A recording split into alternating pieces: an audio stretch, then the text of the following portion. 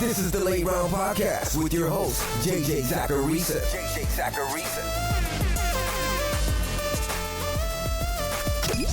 What's up, everyone? It's JJ Zacharisa, the editor-in-chief at FanDuel and at NumberFire.com, and this is episode 283 of the Late Round Podcast, one of the many shows that are part of the FanDuel Podcast Network. Thanks for tuning in.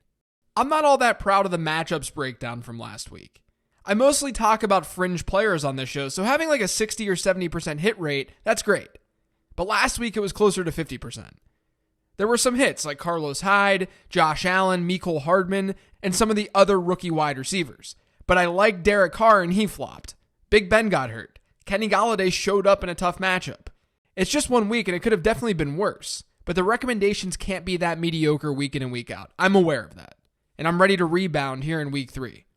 Before digging into this week's matchups to see who I'm higher and lower on versus the consensus, I wanted to let you guys know that we've got another FanDuel free play for all FanDuel podcast listeners. To enter and have a chance at a NumberFire premium subscription, just head to FanDuel.com/league/gym. Go there, make your lineup, and then submit it. That's FanDuel.com/league/JIM. If you win, you'll get a free subscription to NumberFire Premium. Go give it a shot. It's a lot of fun. So given all the quarterback injuries across the league, we've kind of got an S show at the position in week 3. But my favorite sort of traditional streamer who is rostered in less than 40% of leagues entering this week is Josh Allen, someone that I liked last week. Cincinnati's defense isn't good. That's who Josh Allen's going to be facing. We saw that on full display in week 2 against San Francisco. And now, despite the fact that they've faced the fewest pass attempts in football, Cincinnati still ranks 12th in fantasy points allowed to the position. And then there's Josh Allen, who's essentially been a top 5 fantasy quarterback since the end of last year. He now has 16 plus rushing yards in every career start. He's an easy plug-and-play guy this week who's a top 10 option at the position. I think Jameis Winston is a good play this week as well. The Giants have now been beat up in back-to-back weeks against Dak Prescott and the aforementioned Josh Allen, and Jameis looked a lot better in week 2 against Carolina. He was sort of a game manager in that game, but he still looked better. He didn't throw a pick, and he completed over 64% of his passes, though, and he now has the 5th highest average depth of target in the NFL through 2 weeks. That should come in handy against a team that's now allowed the 3rd most deep ball plays in football to start the year.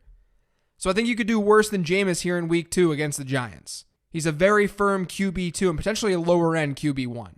Now, if you want a deeper play at the position, I actually think that Mason Rudolph is in play. FanDuel Sportsbook has the Steelers as 6.5-point underdogs this week, which makes sense since they're playing in San Francisco with their backup quarterback. But Rudolph showed some promise last week in relief of Ben Roethlisberger, and he wasn't afraid to throw the ball down the field. He had 4 attempts that went 15 or more air yards, which is the same number as Marcus Mariota throughout the entire season. Now, obviously, Rudolph's only played a portion of a game, and Marcus Mariota has played 2 games. San Francisco's defense has played well so far this year, but they've also gone up against Tampa Bay and Cincinnati. Those are 2 teams with questionable offensive lines. Pittsburgh may have more success keeping Rudolph upright, which will be big because San Francisco currently ranks 7th in sacks, 12th in quarterback hits, and 3rd in tackles for a loss. I actually like Mason Rudolph more than Andy Dalton and Derek Carr this week. He's risky, but in a deeper league, I think that he could be fine. Speaking of Andy Dalton, I think that he's a clear bench in week 3. Cincinnati's been throwing the ball at the highest rate in the league by far, but they'll face a good Buffalo defense in week 3 that currently ranks 4th best in adjusted net yards per attempt. Now, they haven't faced stellar quarterbacks, but let's not pretend that Andy Dalton is in some tier with Tom Brady. This game is in Buffalo, and the Bengals are about a touchdown underdog. So even though Dalton's been good to start the year, I do think that you can bench him. He's at least not a streaming option. I also don't think that we should feel as confident about Carson Wentz as his current top 10 ranking over on Fantasy Pros. Deshaun Jackson and Alshon Jeffrey could both be out in this game against the Lions, and they likely will be out. That leaves the starting wide receivers as Nelson Agholor, J.J. Arcega-Whiteside, and Mac Hollins. That's a lot of inexperience in Nelson Agholor. The matchup's not bad, but it's also not incredible against Detroit. They've been kind of middle of the road at giving up fantasy points so far this year, and that's after facing Kyler Murray and Phillip Rivers. And they do have good pieces on the defensive side of the ball. The Eagles are at home, and that's a plus.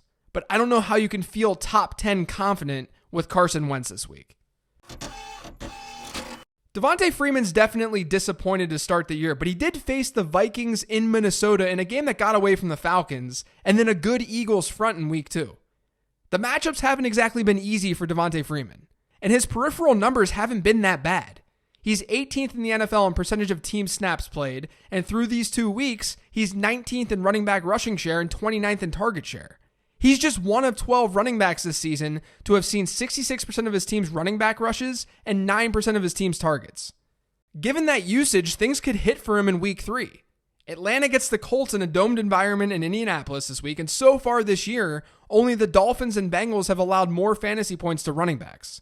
Small sample size, I get it, but we at least know the matchup is easier on paper than what Freeman's seen against the Vikings and Eagles.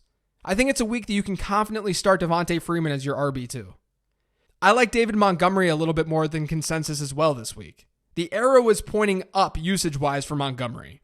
He went from handling 55% of the Bears' running back rushes in week 1 to 72% in week 2, and his target share rose by 9 percentage points as well.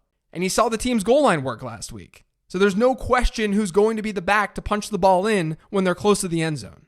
In a likely positive game script against Washington, I think that he's a pretty strong play. And then there's Frank Gore. Death, taxes, and Frank Gore having a usable week in fantasy football. Those are the only certainties in life. But Devin Singletary's dealing with a hamstring injury, and Gore's already been used at a high rate to start the year. He's had 73% of his team's running back carries in each of the first 2 games.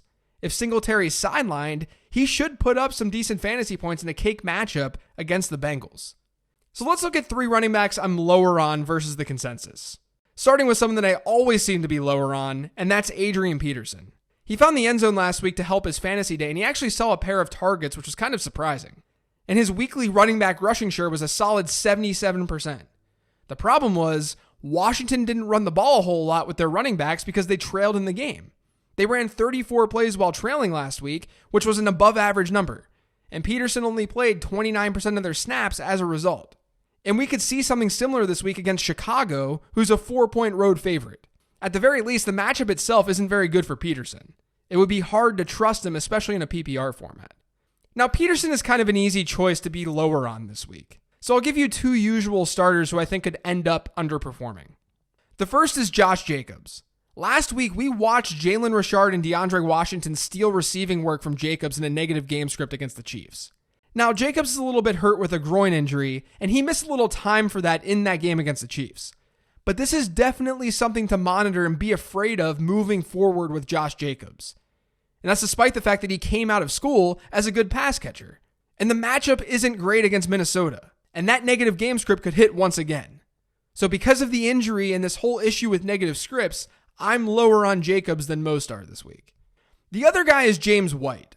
He fortunately found the end zone in week 2, but I'm not sure how confident we should feel about a guy playing 30% of his team's snaps while seeing fewer than 10% of his team's running back rushes. Now, White's game is through the air, I totally get it. But the Patriots are also massive favorites over the Jets, so a heavy air attack wouldn't make a lot of sense. Meaning, his 17% target share is going to look less attractive if they throw the ball like they did in week 2, where they didn't even hit 30 pass attempts. James White always has a high floor in PPR formats, but I'm not sure where the ceiling is going to come from here in week 3. One of the most intriguing games this week for fantasy is Carolina at Arizona. So far through 2 games, no teams are running at a faster pace per play than the Panthers and the Cardinals. So when you combine those paces in the same contest, you get a whole lot of plays. Now, Cam Newton may not go. At the time of this recording, I have no idea. But even if he doesn't, I still think that you can play Carolina wide receivers. DJ Moore is the obvious go-to, but I don't think Curtis Samuel is a bad option either. Arizona's secondary is bad right now.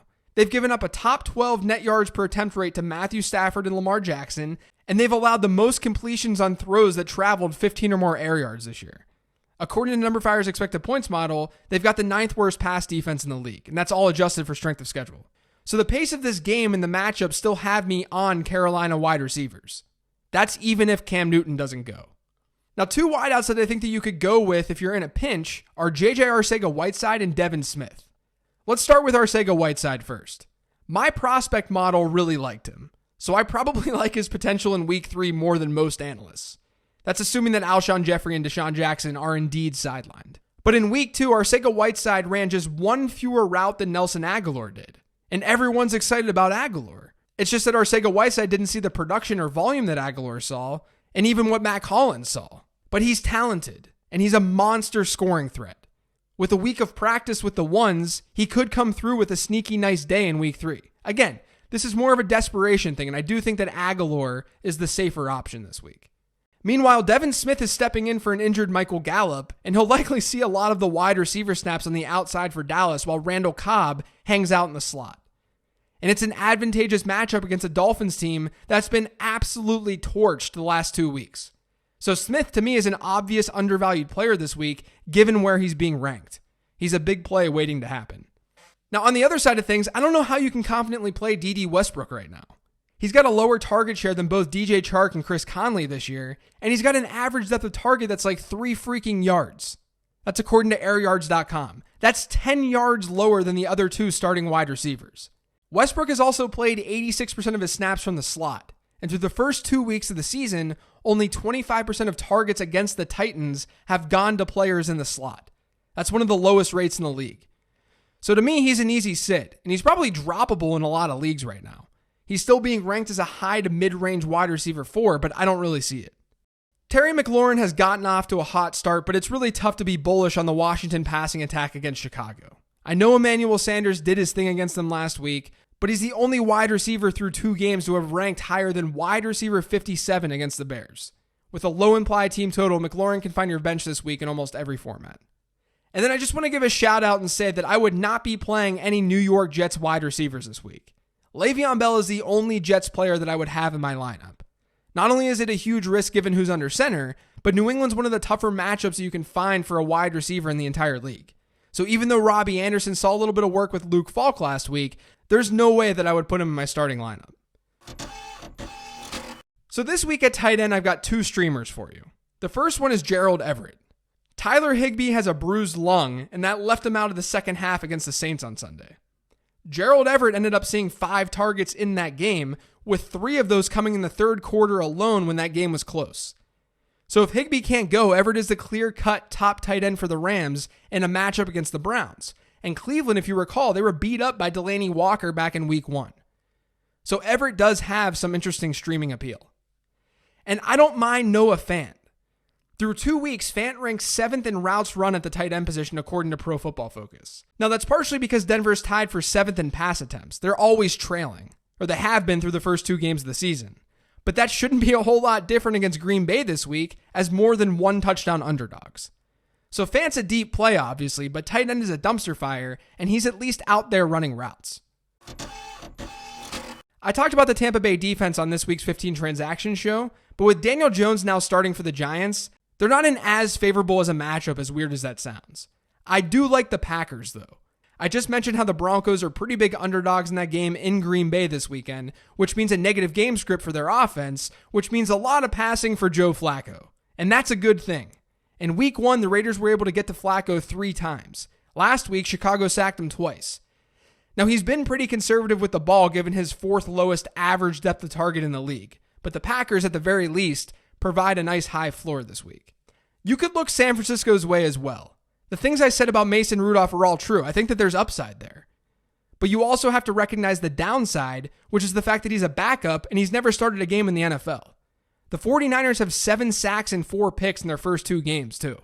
They've faced Jameis Winston and Andy Dalton, but let's not pretend that Mason Rudolph is some lock to be better than both of those quarterbacks.